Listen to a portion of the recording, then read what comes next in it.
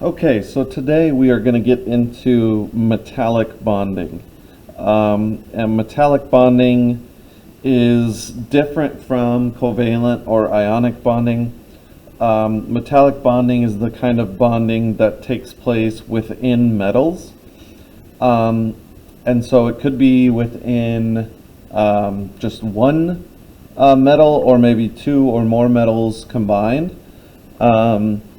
So what we a lot of times are referred to, and what you'll see it referred to as, is the sea of electrons. And I think we talked about this in first year chemistry, but just to kind of refresh your memory. So if this represents a piece of a metal, so imagine we zoom in on the atoms within a piece of metal, whether it be, I don't know, a sheet of iron or aluminum foil, or maybe a ring or jewelry or something like that.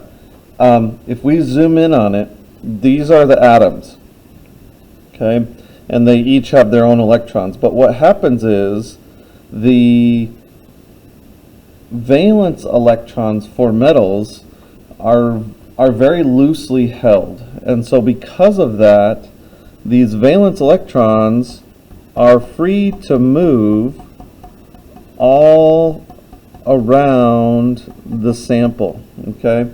And so we call it a sea of electrons because you can imagine, if we think about water or like an ocean, think about how the sea is just constantly moving. And so these electrons can really, move in any direction, any which way. They're not stuck around any particular atom. They're kind of just free to move wherever they are. A lot of times we refer to them, if we don't refer to them as the sea of electrons, we call them delocalized electrons. Delocalized meaning they aren't stuck in one location. They can move anywhere within this sample. And so because of this, metals have some unique properties, such as their malleability, such as the luster that they have, the conductivity,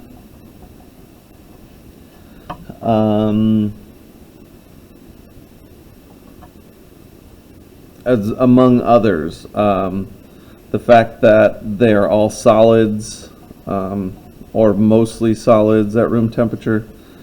So what you are going to do today in the assignment for today is you are going to explore or think about things around you, around your house, around wherever you're living. And I want you to find metals and kind of look for things like this that you see in metals, and kind of refer back to this sea of electrons concept. And you're going to create a presentation, a Google slide presentation, where you're you're going to explain take a picture of whatever metal you're talking about, and then explain the property that you're trying to represent with that picture based on this concept of the sea of electrons. So if you have any questions, please let me know. But that's kind of the background for this assignment. So good luck, and again, let me know if you have any questions.